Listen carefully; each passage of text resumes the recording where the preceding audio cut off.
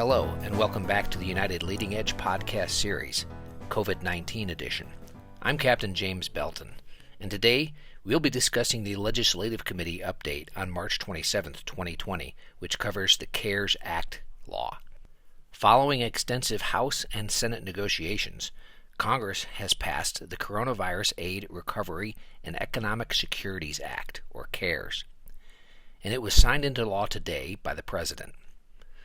While there are many elements in the $2 trillion package, ALPA's efforts have focused solely on the sections addressing financial relief for airlines and protections for pilots and frontline aviation workers. As a result of relentless efforts by ALPA's government affairs team, working with direct access to congressional leadership, the final bill includes many of the priorities that ALPA has been advocating for on your behalf, including both grants and loans. The relief package provides $32 billion in direct grants to the airline industry and $25 billion allocated for passenger airlines, $4 billion for cargo airlines, and $3 billion for contractors. The law also authorizes the Secretary of the Treasury to make loans and loan guarantees of up to $25 billion for passenger carriers and $4 billion for cargo carriers. The following is a summary of airline worker provisions. The law prevents the federal government from conditioning any grants or loans on renegotiating collective bargaining agreements to reduce employee pay or benefits. For grants, this protection from federal government demands for labor concessions is in effect until September 30th, 2020. For loans, this protection is in effect until 1 year after the loan is paid. This provision is a significant victory for labor and is in stark contrast to the situation post 9/11, when the government demanded that carriers seek labor concessions as a condition for getting aid. The provision does not, however, prevent management from approaching unions for concessions or from filing bankruptcy protection.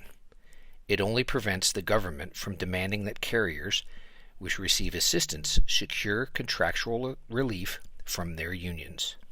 The law mandates that grants shall be used exclusively for salaries and benefits for workers.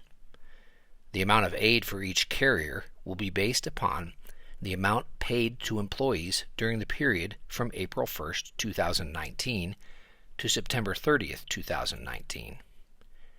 Airlines that receive grant funding cannot conduct involuntary furloughs or reduce pay and benefits until September 30, 2020.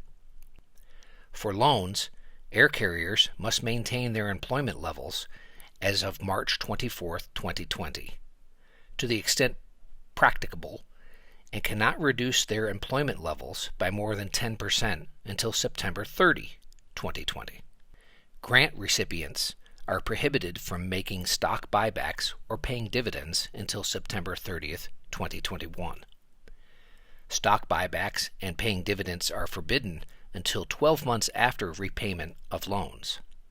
The law sets limits on executive compensation and severance packages until March 24th, 2022 for grants, and or 12 months after loan repayment. How is ALPA able to succeed in this effort? The relationships that have been formed with lawmakers on Capitol Hill and our pilot partisan outreach over the years allowed our voice to be heard at critical moments like this. Our ALPA government affairs staff and pilot volunteers have built a reputation for providing credible, fact-based guidance to government officials. ALPA PAC plays a crucial role in building and maintaining relationships with pilot partisan partners. Your support of ALPA PAC absolutely pays dividends and is vital to our future efforts. Your participation in ALPA's Call to Action program is a powerful tool to influence your elected officials, since they strongly consider the input from their constituents. Thank you to all those who completed the Call to Action and Twitter campaigns. Thank you to everyone who is backing the PAC. Your support matters. Our pilot partisan outreach helped lawmakers understand the importance of protecting our industry and our profession. While this provides economic relief for airlines and frontline aviation workers, there are many challenges ahead for our industry and profession. We certainly hope that this podcast has been informative. We here at the MEC Com team are committed to keeping our pilots well informed. Without the resources of our office in Rosemont, we are doing our level best to bring the message of the MEC and its leaders to you. As always, we implore you to get involved and stay informed. From the entire MEC, fly safe and stay healthy. I'm Captain James Belton.